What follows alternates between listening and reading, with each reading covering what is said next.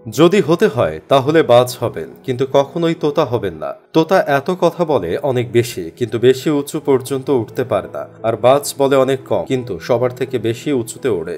আর এই বাজ সমস্ত পাখির রাজা হয়। আর আজ আমি 5টা এমন কিছু বলবো যা আমরা বাজ পাখির জীবন থেকে শিখতে পারি। 1 নম্বর, বাজ পাখি একা ওড়ে, আর বাকি সমস্ত পাখি থেকে বেশি উঁচুতে ওড়ে। বাজ পাখি কিন্তু কখনোই ছোট কোনো পাখির সামনে উড়ে না। আর এখান থেকে আমরা শিখতে পারি যে যারা ছোট চিন্তা করে তাদের থেকে দূরে থাকুন এবং একা থাকুন, কারণ তাহলে আপনি নিজেকে জানতে পারবেন। নাম্বার 2, বাজ পাখির লক্ষ্য স্থির হয় এবং সেটা অনেক বেশি স্ট্রং বা শক্তিশালী হয়। বাজ পাখি শিকারকে 5 কিলোমিটার দূর থেকে দেখতে পায়, আর যখন একবার লক্ষ্য ঠিক করে নেয় তারপর রাস্তায় হাজারো বাধা সত্ত্বেও লক্ষ্য পূরণ করে। আর এখান থেকে আমরা এটা শিখতে পারি যে জীবনের লক্ষ্য ঠিক করুন, আর এটাকে পাবার জন্য যতই বাধা আসুক না কেন তার পিছনে লেগে থাকুন, পিছনে ফিরে আসবেন না।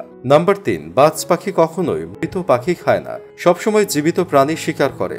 আর এখান থেকে আমরা শিখতে পারি আমাদের অতীত মরে গেছে, তাই অতীতে মনোযোগ না দিয়ে আগামী অর্থাৎ ফ্রেশ জীবনের দিকে মনোযোগ দিন। কারণ একবার আপনার পাস্ট প্রেজেন্ট চলে আসলে আপনার পাস্ট আপনাকে প্রেজেন্ট থাকতে দেবে না। নাম্বার 4, যখন আকাশে মেঘ বৃষ্টি নামে তখন সমস্ত পাখি তাদের বাসা লুকিয়ে থাকে, কিন্তু বাজ পাখি তখন অনেক এনজয় করে, ঝড়ের সাথে মোকাবেলা করে, উপরের দিকে উঠতে থাকে আর একসময় মেঘের উপরে চলে যায়। আর এখান থেকে আমরা শিখতে পারি যে সমস্যার মধ্যে মজা খুঁজে বের করুন। নেপোলিয়ন হিল একবার বলেছিলেন, প্রতিটি সমস্যার সাথে করে কয়েকটি সুযোগ নিয়ে আসে, তাই বাজের মতো সুযোগ চেনা শিখুন। আর যেদিন আপনার সমস্ত সুযোগ চিনতে পারবেন সেদিন সমস্ত সমস্যা আপনার নিচে থাকবে আর আপনি সমস্যার উপরে থাকবেন। নম্বর 5, বাজ পাখি বাসা থেকে নরম ঘাসগুলোকে বাইরে ফেলে দেয়, যাতে বাজ পাখির বাচ্চা বেশি আরাম না পায়। কারণ সে যদি বাসাতে আরাম পেয়ে যায় তাহলে সেখানেই থাকতে চাইবে, কিন্তু বাজ সেটা হতে দেয়, কারণ এই পাখিরা জানে there is no protein comfort zone.